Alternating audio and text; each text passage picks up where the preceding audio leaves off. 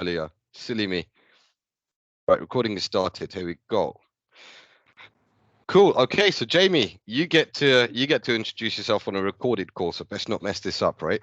No pressure. Thank you very much. My name's Jamie. I've been in sales for a long time. I joined a recruitment company back in '98, and although that was obviously a very service-driven industry, loved it to bits, and worked my way up through sort of the chain into like supervisory managerial roles. And then 2015 joined a SaaS-based verification or consumer verification platform called Student Beans.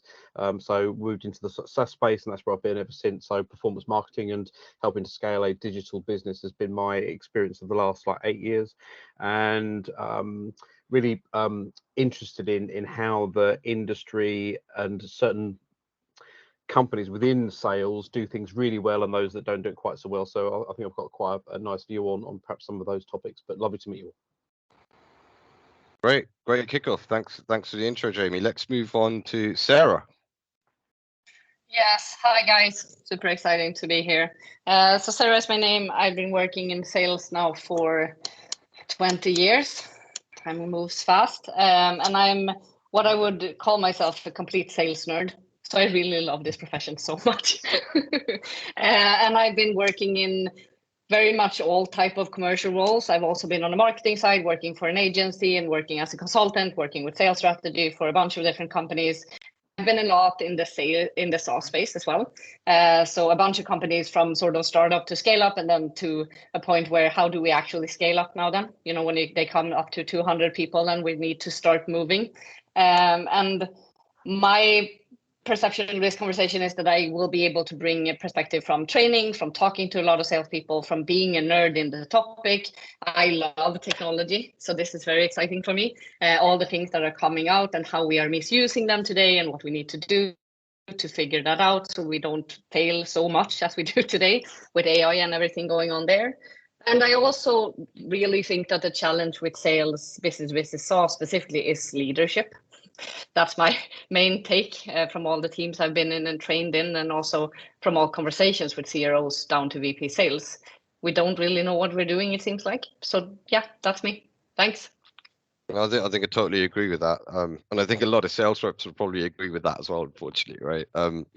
But hey, you get good leaders and bad leaders, but hey, we'll dive into that shortly. Pass over to George. Right. So that's me. So I surprisingly been in sales too for a while, 22 plus years, something like that.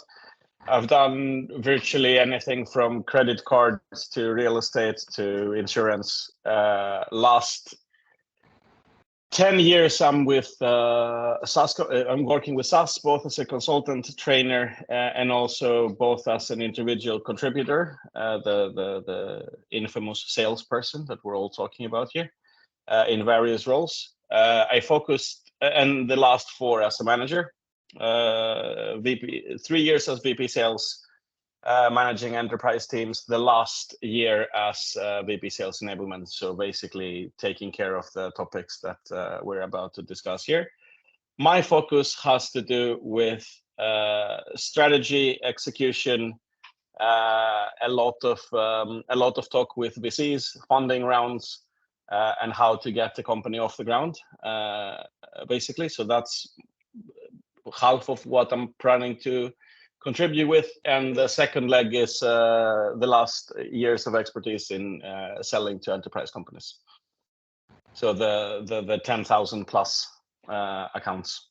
Right. Yeah. No. Thanks, George. Really cool. And yeah, I'm sure we can use a ton of your insight in terms of what's broken, what do we need to change, how do we do it. Let's pass over to Imran. Imran, how you doing? Hi everyone. I'm well, thanks. I'm Imran Razzaq. I'm a enterprise sales leader in the technology space. I've been working in the enterprise software space for the past 20 years, working for companies like Microsoft, VMware, most recently Workday. I'm quite intrigued by the subject of how AI can be applied to sales. I've seen it working in a couple of solutions that support BDRs in my organization.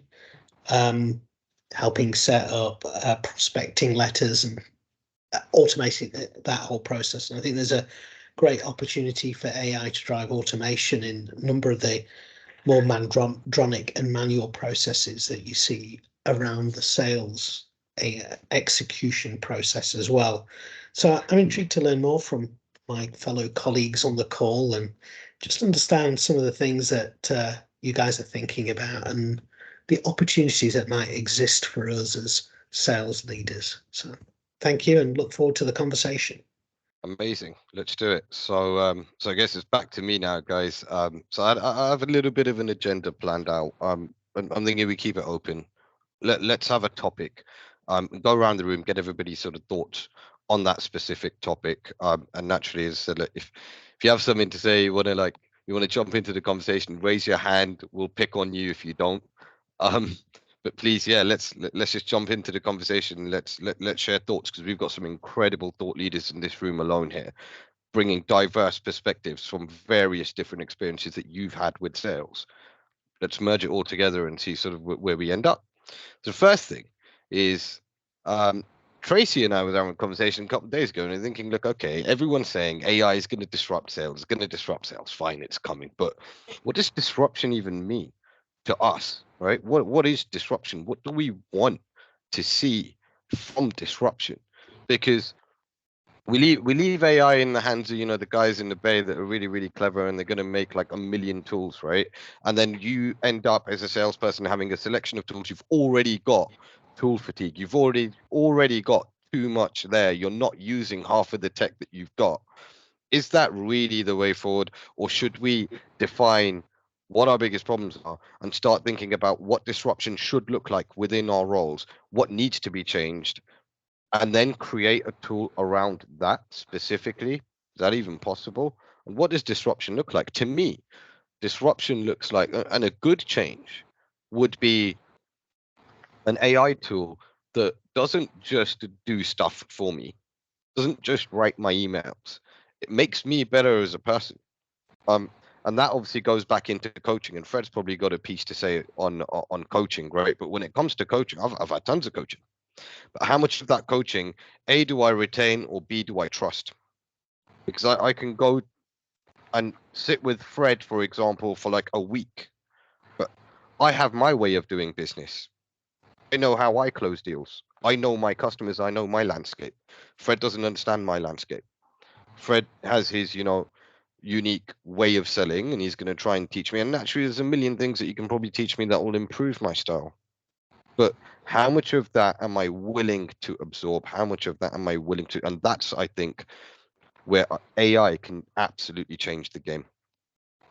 And that's probably why I'm starting on that. So yeah. First question I'd ask you, Azim, is define sales, right? Because not one size fits all. AI could work in a call center just now. It could work with BDRs, arguably. Will it work with a key account manager? Maybe not yet. Will it work with a middle grade IC? Possibly in parts. So depending on what you're pitching into who, I think you need to work that out. Like, what do you mean by sales or salesperson? No, I absolutely agree. What is sales? What are we doing? What is our role? Roles change from persona to persona, from company to company. An AE at Gartner doesn't do the same job as an AE at Workday. A lot of the stuff is similar, but it's not exactly the same. What's your patch? What's your territory? What's your ICP? What are they looking like? What are their main concerns? And are you able to effectively solve their problems? I mean, yeah, that's going to open kind of. I was well. You're obviously correct, but I was aiming more at the level of selling or the type grade. So I don't want to say in a hierarchical way, but in some ways, yes, it could fit a high volume, lower level. That's great. And in what way do you think it can fit transactional sales? So we're probably talking mid-market SMB now. Yeah, but what I mean by that is tightening down the definition of sales, because I don't think one size fits all. Just I suppose say what I said before, that the technology already exists within call centers, right? Which people are selling, so they're salespeople. But what's the distinction and the differentiation between someone who's a key account director? He's maybe got a target of $200 million a year. So it's that range, it's that gap. That's what I'd suggest. And how does sales actually change from a B2C call center where I'm selling something for $10 as opposed to selling something for 2 million? It's a complete different ballgame. But yeah, that's really interesting. We need to define that if we know what we're going to do to improve processes. Very, very cool. Let's move on to Jamie. Jamie, you had your hand up for a while now. Yeah, thanks. I think, and I would imagine that this is shared, but it'd be really great to get everyone's view on this, is that talking to different business leaders and certainly working within different business and sales environments is that there's a huge disparity between those that are doing it incredibly well and those that don't have a solid sales strategy or prospecting strategy. So I think one of the points that I've learned over the years is that, you know, when I worked in my first job in recruitment, I had a this is going to show my age. I had like a Rolodex and a telephone, and it was phone people, Jamie. It was just like, you know, there was a little bit of training, but there wasn't a great deal of like thought into it. There was a company in this area, call them, they may have a recruitment requirement.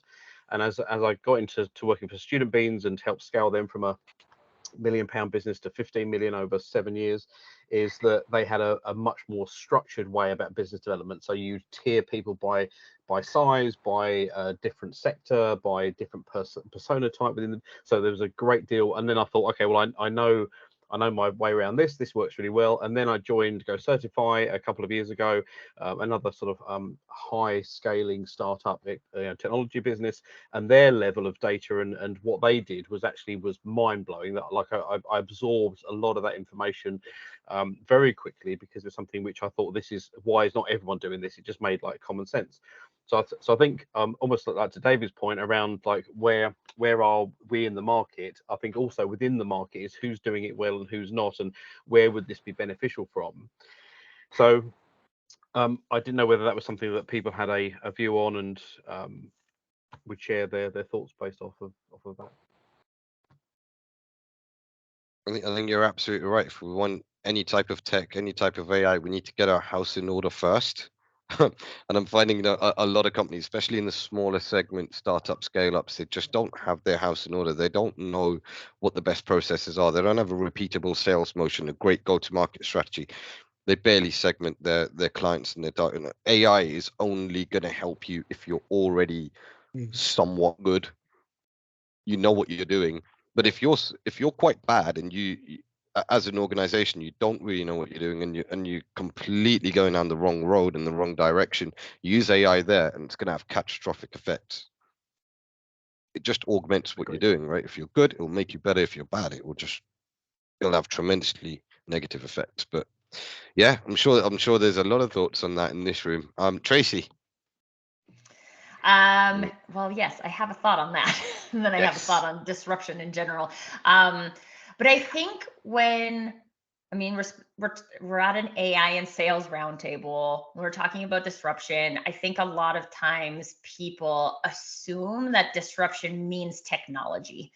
And as you said just now, Jamie and Azim, like this, we can't go about automating things. I mean, we can go about automating things that don't work, but then what is the point? What is the value? What is the outcome? What is the output that we're looking for that automating a broken process isn't going to do? And so when we talk about disruption in sales, and then we add in that level of AI, I think it's interesting to look at how is this more than automating a process, right? Automating outreach, that's something that's very common in AI for sales.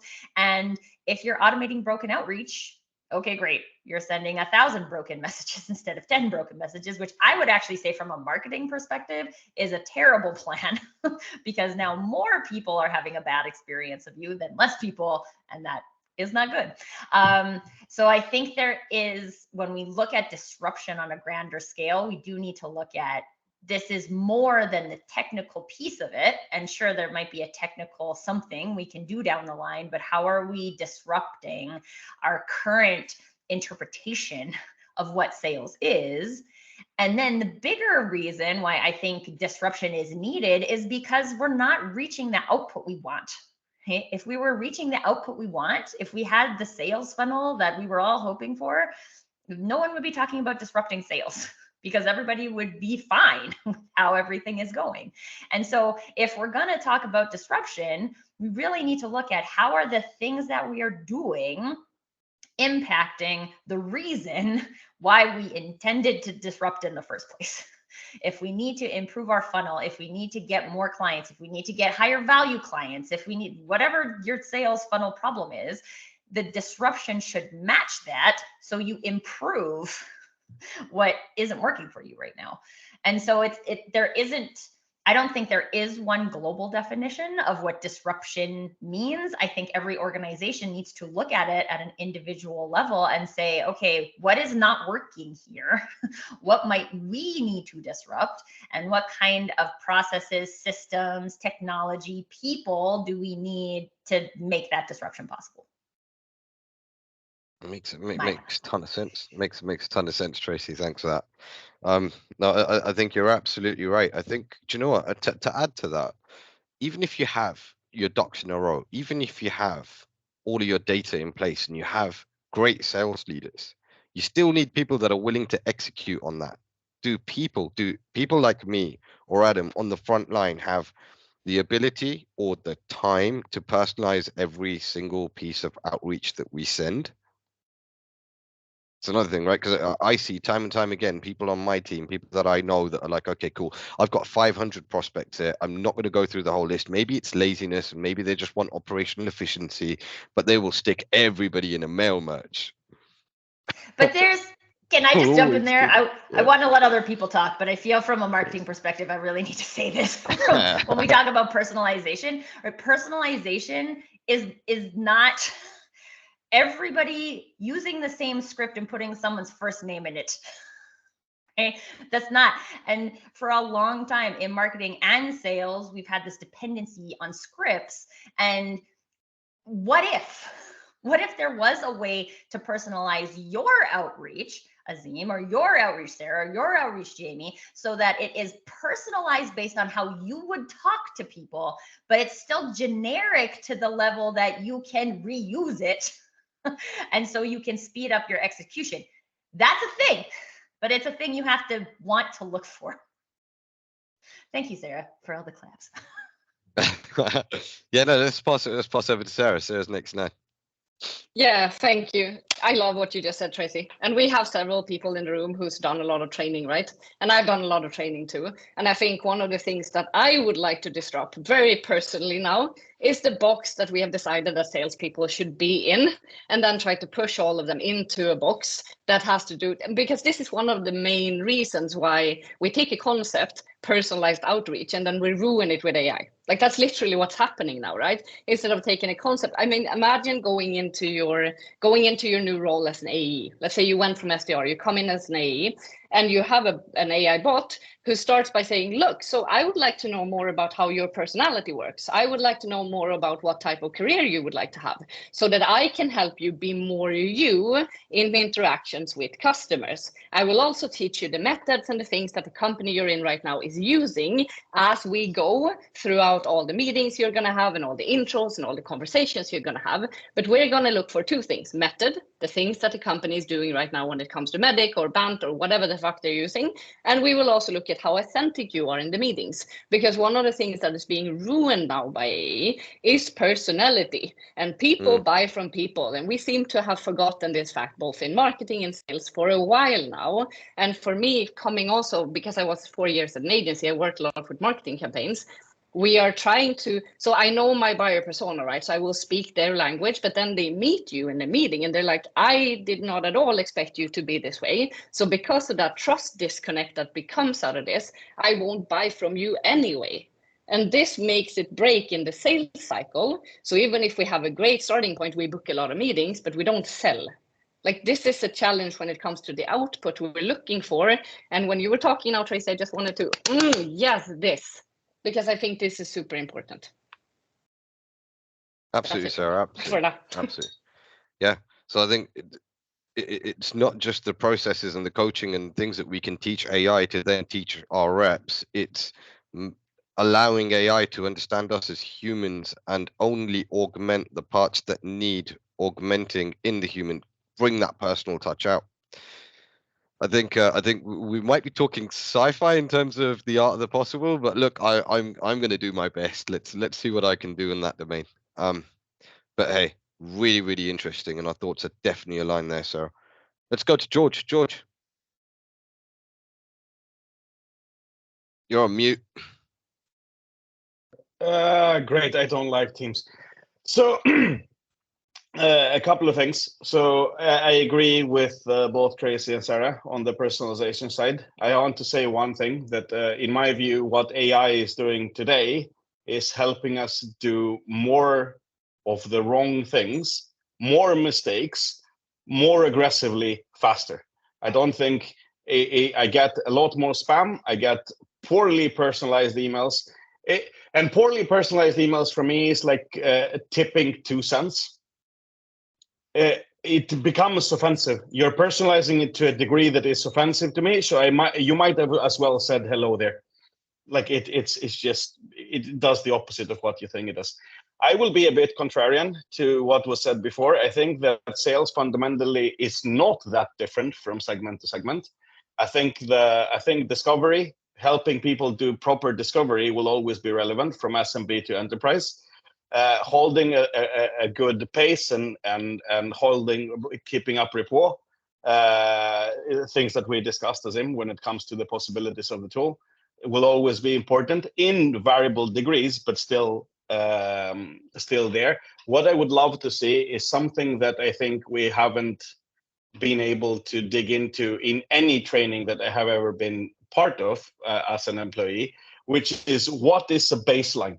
What should I be doing? Where if I do these 10 things right, not more, not less, this fucking 10 things correctly, then my results in time will come, right? So I don't start to despair that I'm because everybody that has ever sold in their lives, you know that you can put 10, 12 hours in, and you don't even know what you're doing wrong or right. You're walking around like a headless chicken. And that's very much a leadership problem. But I've seen, and Azim, correct, you will need to excuse me now, but if we are to pull punches when it comes to sales leadership, I think we have failed as a profession, salespeople in general. This is why people out there are 37% of them reaching quota today. That is an indictment on sales leadership globally, in my view. So putting a boilerplate of this is what a salesperson needs to do, and then you can enhance on personality augmentation that Tracy and Sarah talked about, on enterprise that I'm sure I can chime into, and I don't remember names, but there was a guy that he had even more years than me,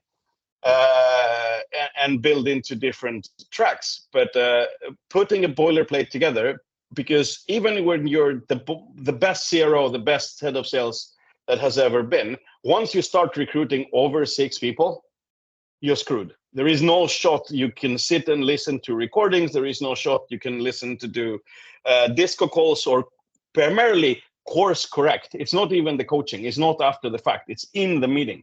We're losing deals and we're losing money. We're leaving money on the table in the meetings. And if you're not there, you can't catch it. I've been doing advisory for a while. For small companies, I tell them, so go to the meetings with your reps. As many as you can.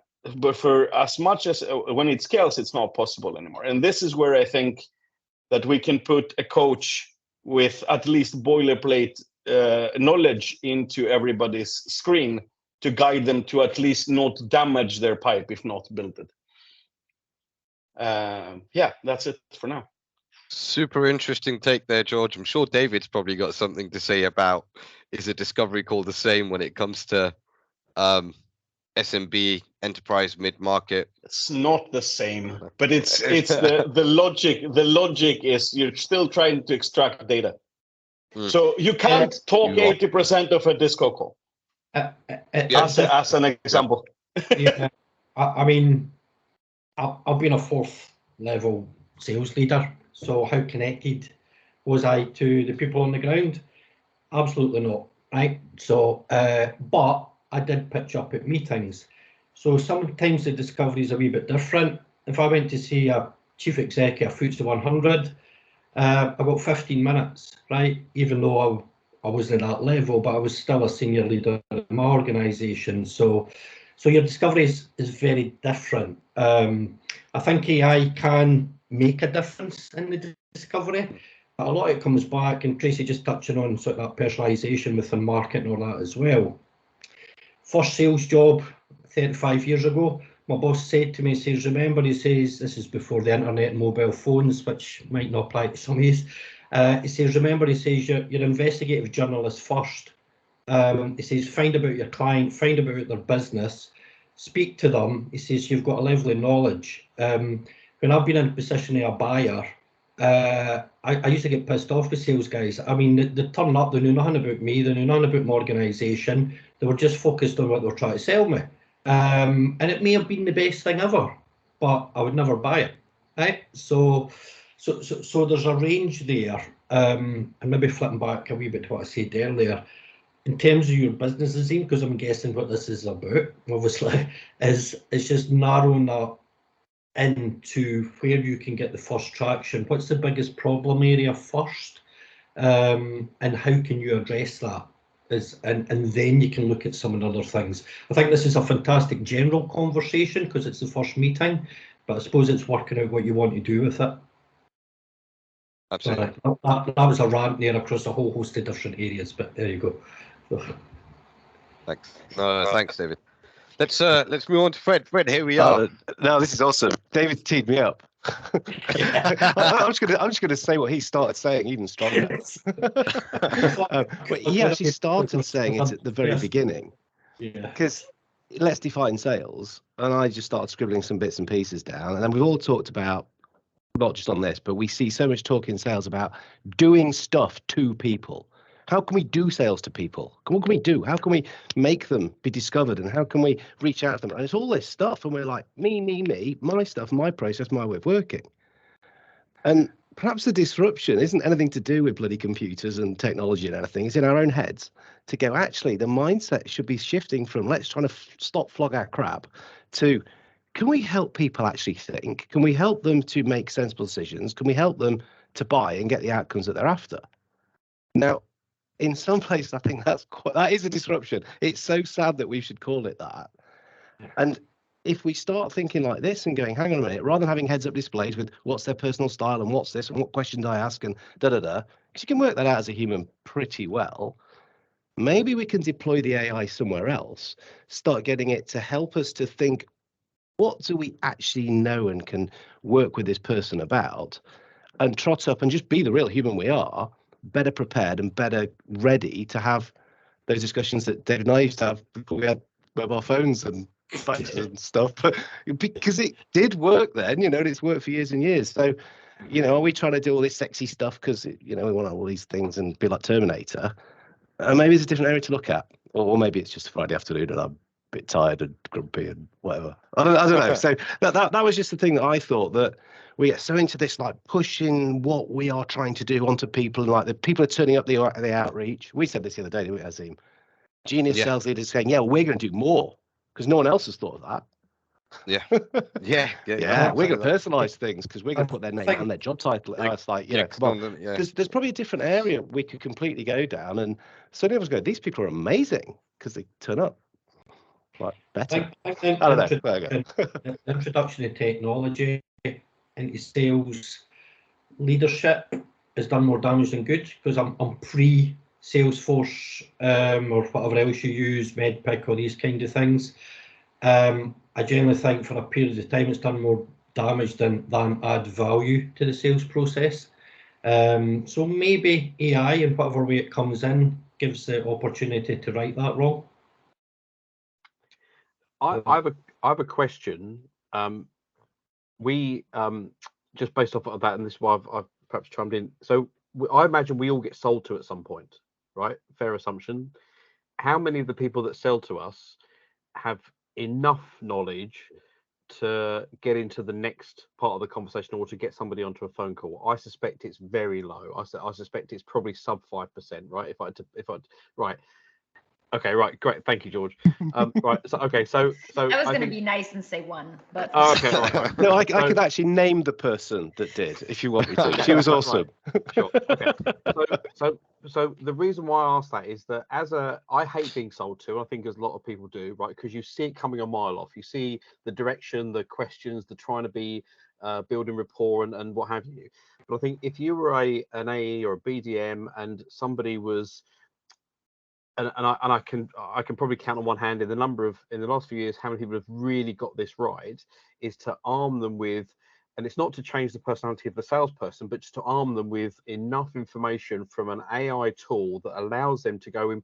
Actually, Jamie, I saw that you wrote a piece in such and such a blog, and I was really interested in, and actually probably your time in the business, it means that you're maybe suffering from these things and came educated. I think that's a piece which is sorely missed in the sales arena today. My two penneth. And they actually read the piece that you'd written, not just knew that you'd written it because I told them. Exactly. Yeah, that level of personalization. And the reason why I reference that is that Go Certify, the business I was in till recently, they do that to an enormously successful degree. So it's not just based off of persona, but actually they're scraping data from the technology platforms that a particular brand, Nike or Adidas or Gymshark, whoever, is using, and then saying, well, actually you're using this, but actually probably what you're experiencing is an extrapolating data to show the size of the opportunity or the size of the cost of what they're currently doing to allow them to sell effectively. And like I say at the beginning, that's something which I had not come across like prior to this, and something which is an absolute game changer. So, but that's and going back to, I think, Fred, your point around, like, I think people can do that. I would say in the main, people aren't that inquisitive to try and gather that. If someone was presented, a salesperson was presented with that information and said, look, here's all of that kind of info, and then present that in a way that is meaningful and articulate to the prospect, surely that has to be better than what we have today. Yeah. I absolutely agree. Thanks for your input there, Jamie, and welcome Lex. Well, I haven't even welcomed you to the call yet. Lex was in the trenches with me. We were SDRs once upon a time, and now that we're talking about automation, he's the guy that taught me how to mail merge to thousands of people with generic messages. Thanks, Lex. I didn't say generic, mate. It's got to be strategic. It was always generic, but yeah, cool. Tactical people, come on. Alex, so the rules of the game here, man. If you want to speak, you want to contribute, just stick your hand up, your virtual team hand up, and I'll call on you. Yeah. Fantastic. Cool. Just sit back, relax, and enjoy. Liron, hi. How you doing? I didn't call on you for an introduction previously because I know you were on your phone, etc. But yeah, welcome. How are you? Hi everyone.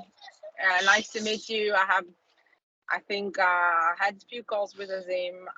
20 years in marketing and sales, enterprise sales, B2B. I have a lot to say about what you have already spoken about. I've been a listener here, just in the car. But I'll wait for my turn. I raised my hand and I'll wait patiently. Yeah. No, Adam and Imran were before, so I'll wait. I get a number. I think it's you or Adam. We can. It push is. back to It Adam. is you. So It I is think- you. You're number one. All right. Listen, a few things that I had as a VP sales, like as a challenge, was that I had salespeople in different territories, right? I had Australia, I had US, I had Dubai, and I had UK. And with each, I needed to create a context, not only to the segment and the vertical, but also to the culture. And for me, working 24 hours in all the regions to recruit them, when I built this machine, the challenge was, yes, Sarah, how you said about coaching them, but staying in all the calls, I couldn't even listen to recordings, even if they did it. And then making sure that they have the right context. Now, with a sales cycle of a year in a B2B enterprise sales, and you have multiple people that you need to speak with, pre-sale is a heavy lifting, job, right? And you can't bring your pre-sales to every call. So first, I'd like to have something to help me in the exploration phase, to like something like you spoke about, Jamie, to come better to the call. So I'll have context, and context is the word for me. I'll have context and I'll know what to speak with this guy, what might be the issue.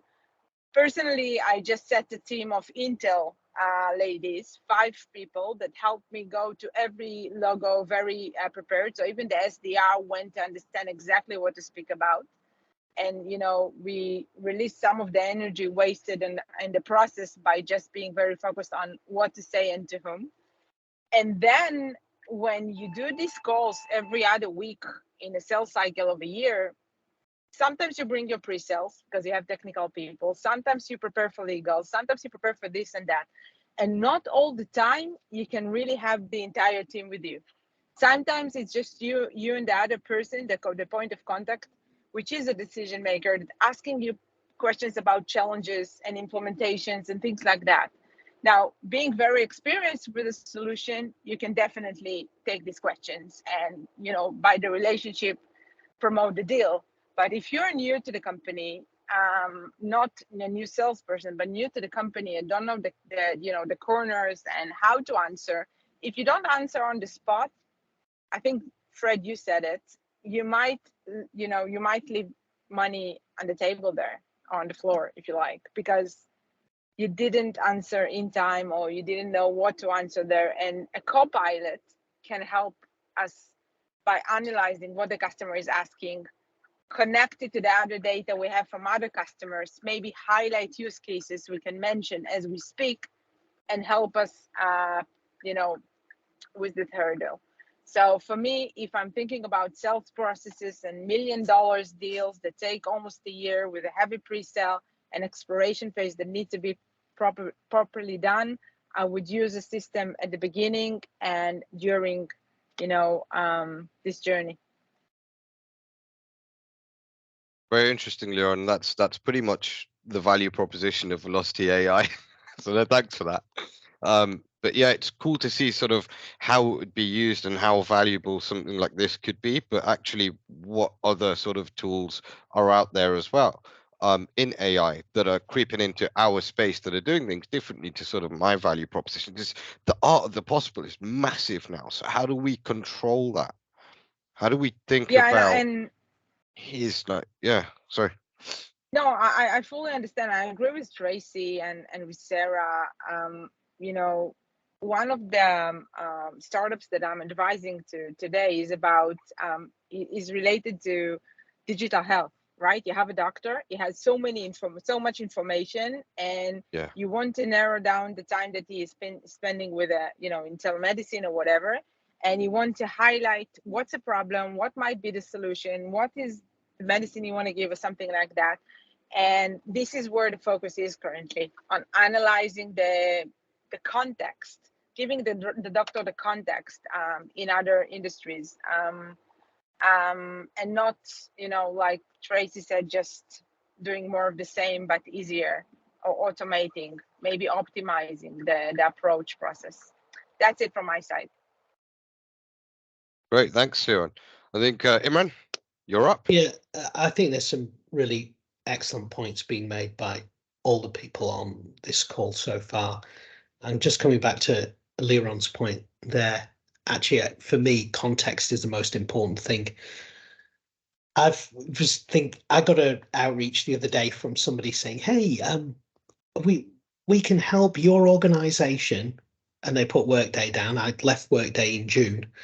"We can help you be more successful in getting more customer wins in the public sector. We see that you've just won a piece of work at the MOD."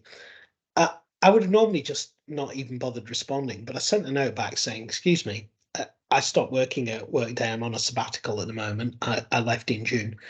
By the way, we've not won any work at the MOD, so I'm quite intrigued where you've got that." And I got complete silence from them. So context is really important. And up until recently, we'd been working with an organization who were helping us basically improve our knowledge and understanding of opportunities in the market, through public procurements and what have you. And again, they they've already started embedding AI in their tools for helping us prospect. And I looked at some of the stuff that had been done. Some of it was interesting. It provided more context, examples of the pain points and the challenges that that customer was facing. But ultimately, they also pulled out things that weren't particularly accurate as well. So whilst at the moment I see it being useful, obviously it's not the panacea for all ills, and it's not this silver bullet that's going to help us improve our sales conversion rates and improve our engagement and the quality of our engagement with our customers. I see us using the existing frameworks and processes that David mentioned, stuff like Medpic. We all know that they're very formulaic, but they do put a framework in place that allow your salespeople to follow an approach. But ultimately, what I've seen the best salespeople are the ones that put the investment in upfront on research, analyzing the customer, their pains, and putting the groundwork in, rather than just firing off speculative emails which are half-baked, which don't have context or a level of understanding or intelligence around the pain points. And I think if you can get AI helping drive more insight into that process, you start to see better conversion rates. I think that those are the points I'm going to make. I think everyone on the call has made a really valid point about how they use, what they want to accomplish through better AI tools. And I think it's going to be a really interesting journey for all of us as sales leaders as we see new technology come in, and there'll be moments where we will put our hands over our eyes and cringe at how bad some of these things are, but there may be moments where we get delighted. So learning curve for all of us, I think.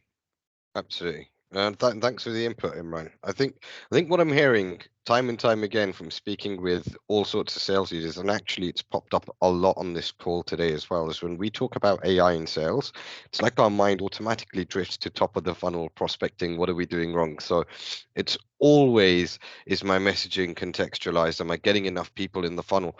I think, look, if you're getting people in the funnel, cool, that's fine. You're having intro calls. How many of those guys are you actually selling to? Are you equipped? Are you capable enough to hold that intro call, to hold that discovery, to go into demo, to go into propose and negotiate and actually close? I think there's something to be said about the entire process and the ability of salespeople today.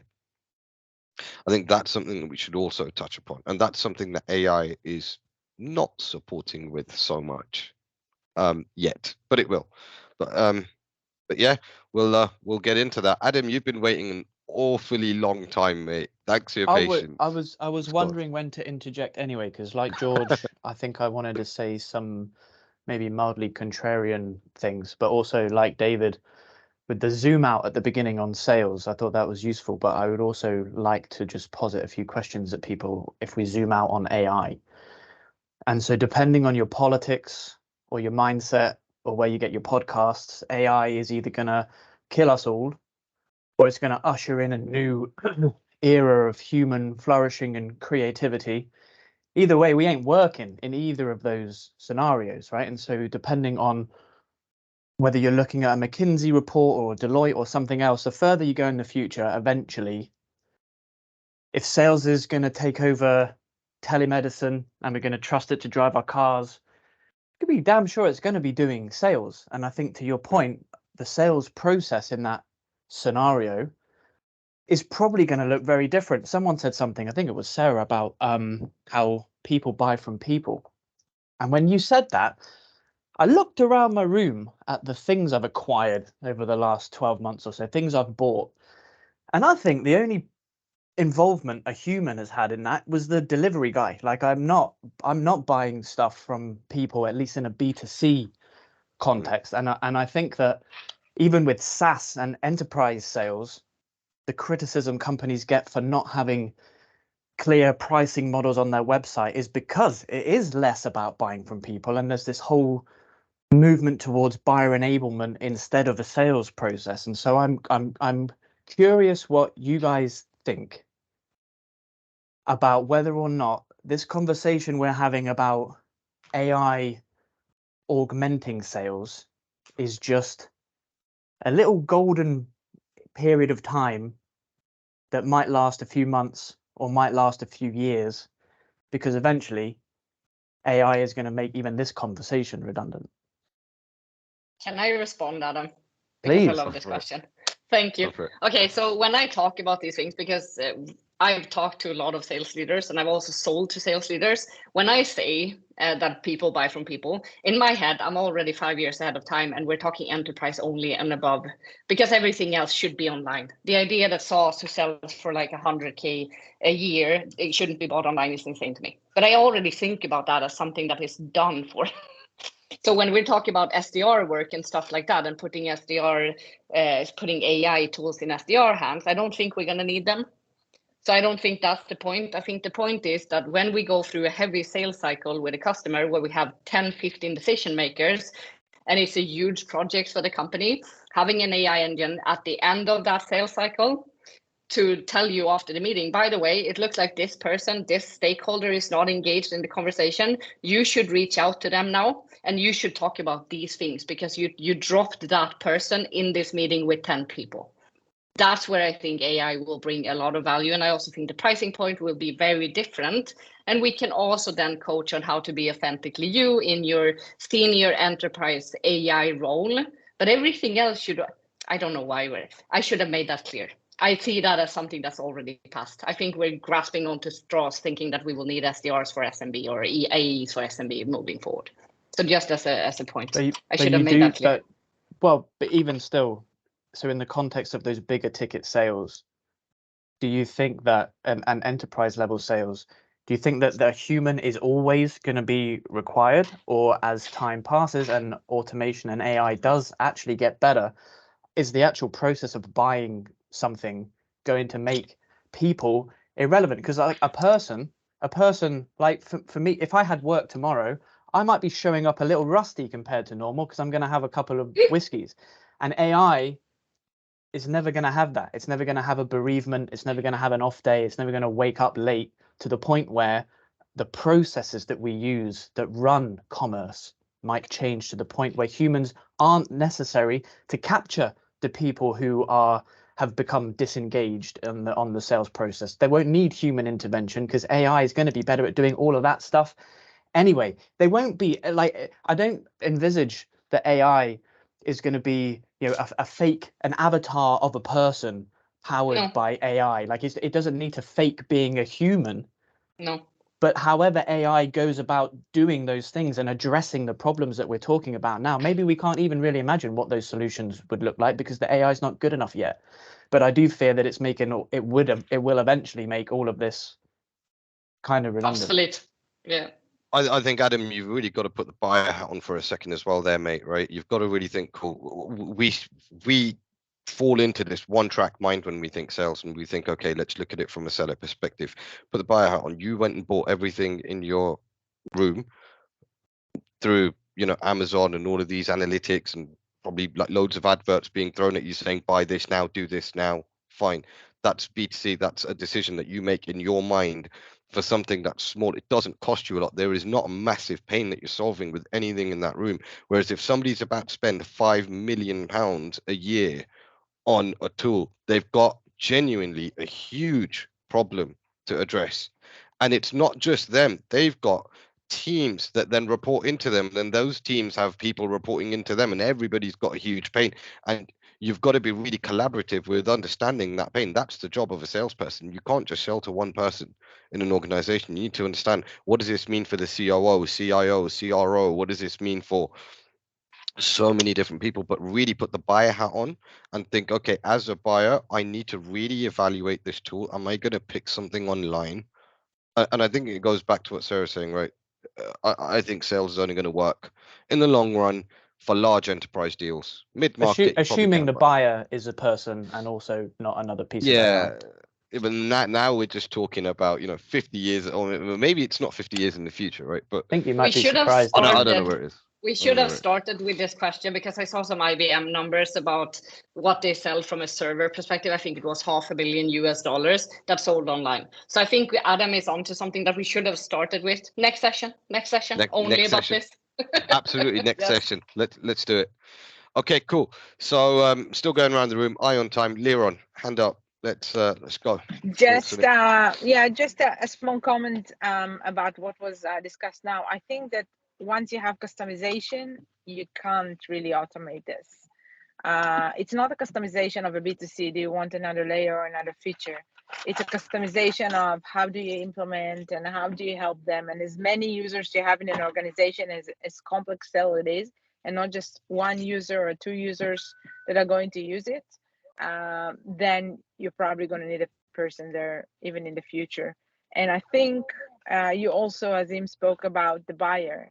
We want to trust someone. If I'm buying from someone else and no one is actually in contact with me, I don't know, maybe it's a psychological process that we're all going to have in the next few years, but I want to know someone is behind the keyboard, someone is behind this computer, and I have someone to speak with in a $5 million deal. So customization and trust, I think that's the two things that will keep the enterprise sales here, and we need to help them in the process. I think you, as a buyer, you also need somebody to blame and somebody to throttle if something goes wrong as well, right? So there's that piece as well. So no, thanks for that. Tracy, I think I skipped you. Sorry, you were on another screen. Let's go over to Tracy. That's okay. I just want to make a quick note here because I think we should deep dive this in an additional conversation because we're coming up on our hour. But one of the things that I keep coming back to is why are we buying? And so if I am buying a bag of chips, or I'm buying a new computer to monitor, or I'm buying a new mug or something, there's little stake that I put in that game, right? So I feel like when there's a small stake I put into the game, I don't care as much about that human relationship. But when there is a human reason when I'm buying something, so I'm thinking about buying a house, right? If I'm buying a house, not everybody does this, but I want to look at the house. I want to go in the house. I want to see how it feels. If I'm buying a car, I want to drive the car, right? And so while those things aren't particularly people, there's an experience that goes with my confidence in buying. So I think there's a relationship there to be explored in when do we need a human confidence piece as part of our buying decision from a human brain perspective, and when do we not? And how can AI support in those different arenas? Because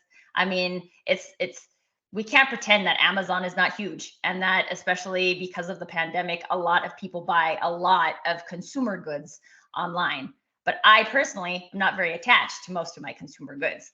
I am, however, attached to bigger things. I'm attached to the coaching services that I buy. I'm attached to my car. I'm attached to my house, these big ticket purchases. So I think there's maybe a human psychology component that is relevant from the buyer's side in terms of what we want from a sales relationship. Absolutely agreed. Who was the next thing? Liron, you've already been on, so let's say George, I think you're next. If you want to jump on. We've only got a couple of minutes, guys. Have we? No, we're actually running up to the hour. So yeah, George, run with it. Take a minute. I just wanted to complement what people have been talking about, and I will try to keep it short because I really want to have some whiskey too now. So the point with enterprise, and you're absolutely right. There is a human connection. There is the trust element, and there is the ability to blame somebody for customization, for things like that. I agree with all of that. But I can see to a degree some of that being automated. We've seen early buyer journeys. Actually, Sarah worked in a chatbot company before, where the early buyer journey can be automated quite efficiently from a time perspective, and also match the market to what Adam was talking about, that are clamoring about, we want prices online, and we 4 out of 5 people hate salespeople. They just don't want to talk to anyone. I was sitting with my CTO behind his chair when we were buying SMS bulks for our service, so big purchase. We found a good company that we know were really good. They didn't have prices on the websites. We moved along. There was no discussion. So I understand that this is there. What I think we need to consider is the ability that good sellers have to move people, to motivate people, to get them inspired to build new things, to expand, to improve business models, to reach and to expand their way of thinking and work on ideation. So I worked with great founders in my career, and when I first sold to Coutts in England, for instance, from a very small startup out of Sweden, they didn't buy technology. I have all these testimonials to show you if you want. They don't buy technology. They don't buy what we can do. They don't buy even what the service can do for them in the next year. They buy vision. They buy where the business can go, how we can work with them as an advisor, where things come later. So they trust us. They trusted me as a vendor at the point that I have my ear close enough to the rail in the industry to be able to prevent the business risk. So these are intangible things that it's knowledge that also comes from talking to people. An experienced enterprise rep knows the industry because he talks to people. He's not relying on public reports. He's not relying on press releases. So there is nothing that the AI in the future can fetch. You can't fetch locker room talk. So these type of intangibles when it comes to human interaction and the high ticket items, I think will remain. And training people to be able to be on that level will be crucial, because I agree with Adam, everything below that will die at some point. I think sprinkling AI on our already broken processes definitely won't work anyway, right? But, to your point, that locker room talk, a lot of us know and understand, and we've been in those scenarios, so we know and understand what's said in those sort of conversations. If we can start feeding that to AI and creating like a really smart machine that's tailored to your organization. Now I'm going to just talk about velocity again. That in and of itself can be super powerful. I promised myself this call I'm not going to talk about velocity, so I'm just going to stop there. Well, look, see, there's that human error again, mate. AI wouldn't have done that. AI wouldn't have done that. No, yeah, maybe it was deliberate, Adam. Maybe I just wanted you guys to just think about velocity as you leave. You with your whiskey. I can also tell you that the same type of info delivered by AI, I think we all hear to some extent because of communication with you, right?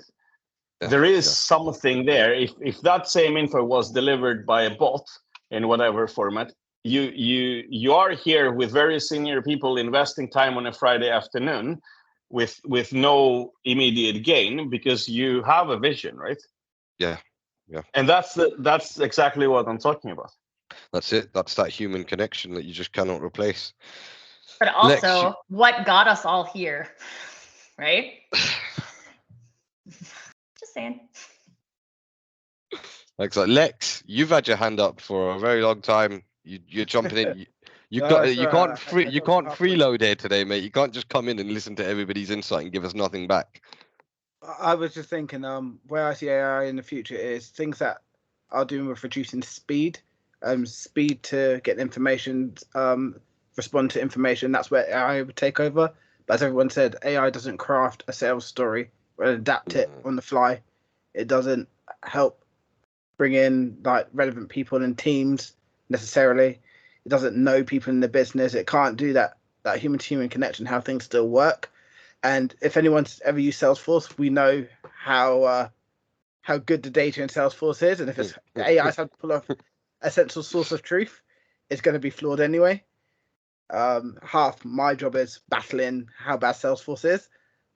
So I think there's a lot to be said for AI can help us with getting information from the Internet and things quickly and applying them quickly, but we still need to build those blocks into a story that will meet our customers' needs.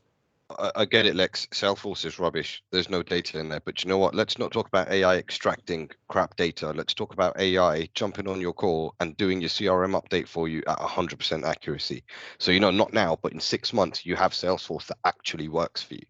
Well, that that I would be think beautiful, is isn't it? powerful. It's happening, mate. It's happening. I'm not going to talk about it. I'm not going to talk about velocity. Call me after. But yeah, look, thank you everybody for your time today. This is going to be recorded. Well, it is recorded. Some snippets of it. Would anybody mind if I was to post them online? Maybe a couple of yeah, everybody good with that? Yeah, thanks. Amazing. Thanks for your time. I'm going to come up with some agendas because we've opened up a massive can of worms here. There are so many directions that we can take this. I'm going to come up with an agenda and I'm going to email you guys for our next session and what it will be around. Let's do this. Let's shape the future Bye. of AI in sales together. Thanks, everybody. Bye. Thank you all. See you So later. great to meet you Bye, guys. guys. Bye, guys.